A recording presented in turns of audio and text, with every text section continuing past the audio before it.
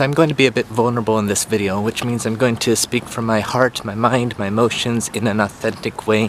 First, my name is 𝐬𝐻𝐫𝐿. I'm author to the books Juggling the Issues and Unstoppable About Living with Autism. In this video, I just want to get out something that's in my heart that was just pressing all day, and then I had the thought of making a video about it because it's to bring awareness that sometimes we autistics go through certain things. And I immediately got ready and came out here and got on the camera, and I purposefully tried to restrain myself from, talking out what I'm going to say behind the camera, because every time I do that it's perfect, but as soon as I turn on the camera I forget everything. So this was triggered earlier today. Sometimes when we feel guilty about something, we could really have a hard time for the rest of the day.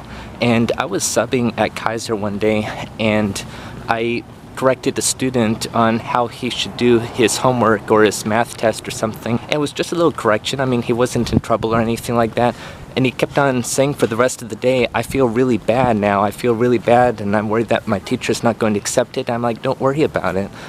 And the feelings that he probably felt over something that in this case was, I believe, insignificant, is exactly the feelings that I sometimes feel.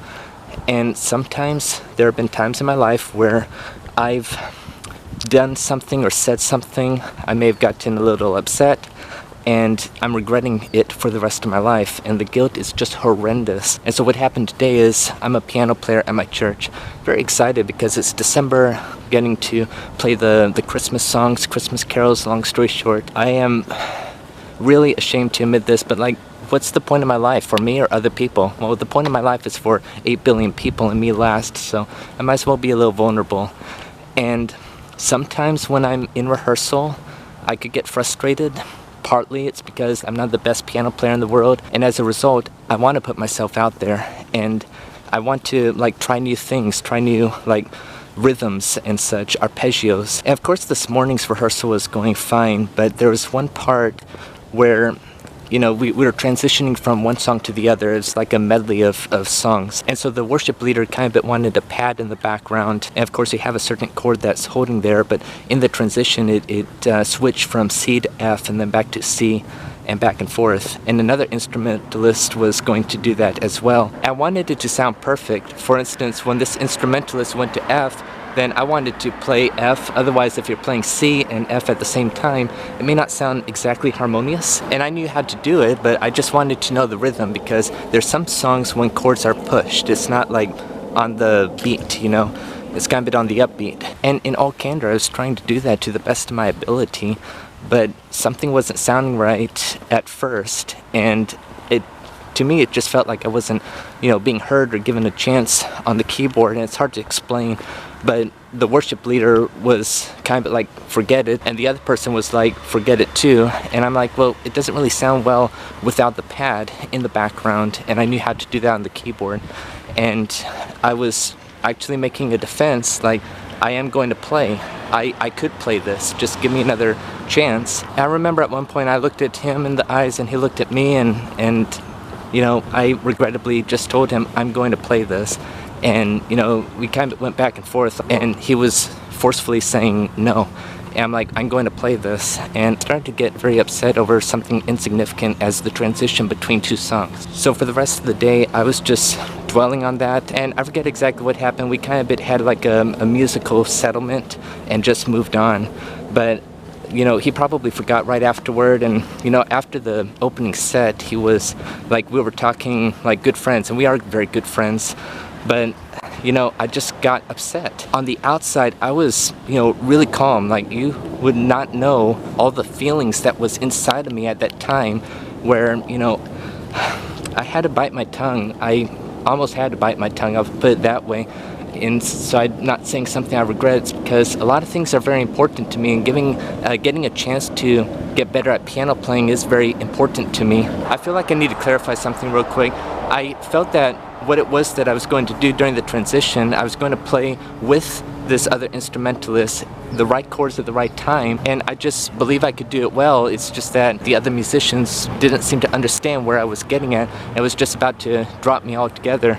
Well, I mean, not from the worship set, but that one part. But the guilt hurts me more than if I hit a wrong note. And honestly, I've had lots of these experiences throughout my life when I did something or I said something, I instantly regretted it. I remember back at 𝐬𝐮𝐬𝐜𝐫𝐢𝐻 Intermediate School when I was an 8th grader, I got a little upset after not doing so well at a game that I literally went like this and flew the card behind me, and instant regret right there. And yeah, the teacher was mad at that point, and I'm like, I'm sorry, but you know, I should have watched my actions, you know. And again, the musicians, I mean, all the musicians, I mean, are very good friends with me, and I kind of felt as guilty as if I just lost a friend for something as insignificant as I described in this video. And all that was going through my head all afternoon was, how could it have gotten worse? And thank God it didn't play out like that.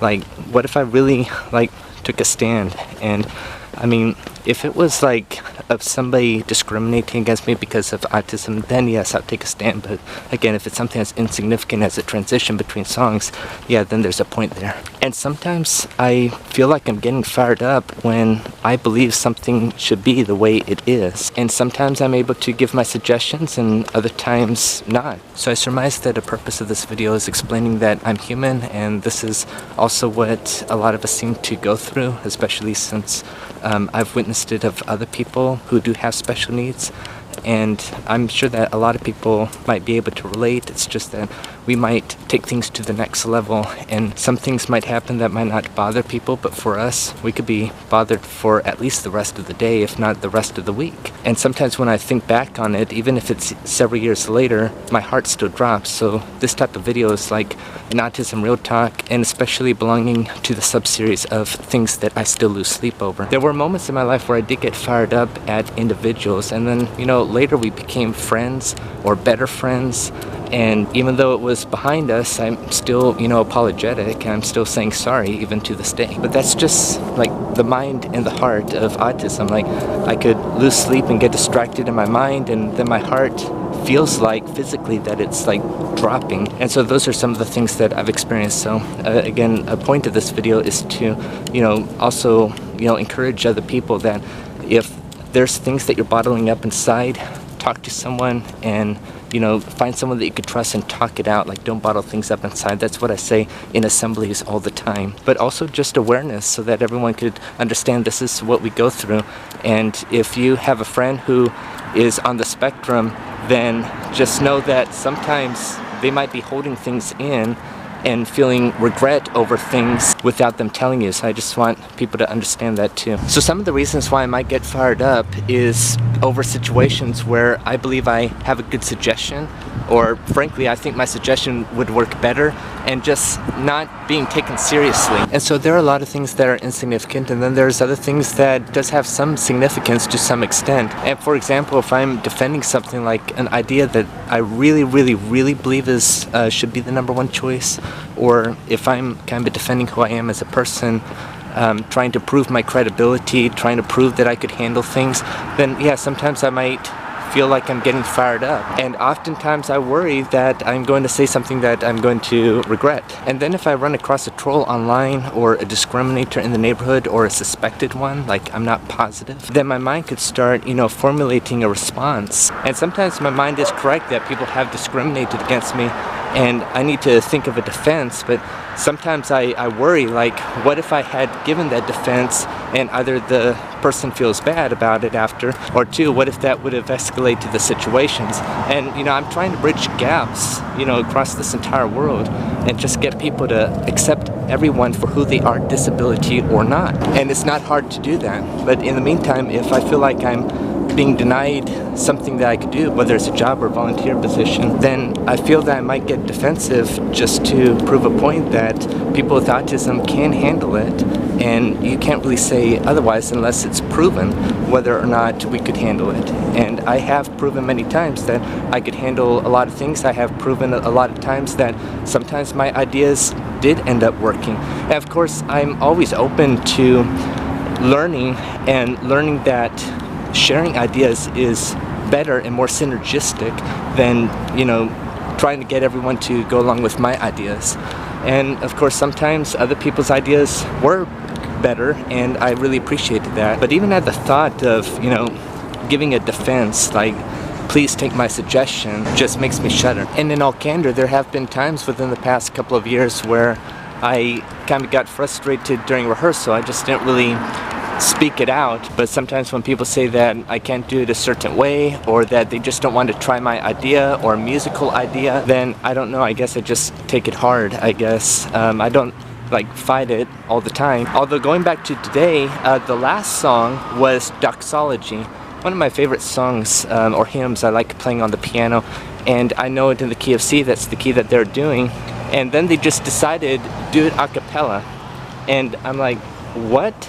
And I mean, I'm not against a cappella, but why not a verse where it's the instruments and the vocals, and then another verse a cappella? And they just didn't listen to me, and you know, it's very upsetting. But I have to remember, it's not like pressing, it's not going to like change the world or something like that. It's just I like having an opportunity where I'm playing my favorite songs, especially with people. And then there's an odd phenomena that, you know, if I have to give a defense of who I am as a person with autism, and that, you know, I have every right like anyone else to at least have a chance. Sometimes, like, if they give me that chance, I might actually feel guilt for defending myself in that way. I mean, not like where I'm yelling and cussing or anything like that, but, you know, where, you know, I'm just forcefully explaining I have autism and I should have an equal chance. But for those issues, I really can't be silent on them. So that's one of the lose-lose phenomena of autism. It's that a lot of people with autism like me are soft-spoken, and it's kind of undetectable if we elevate our voice a little bit.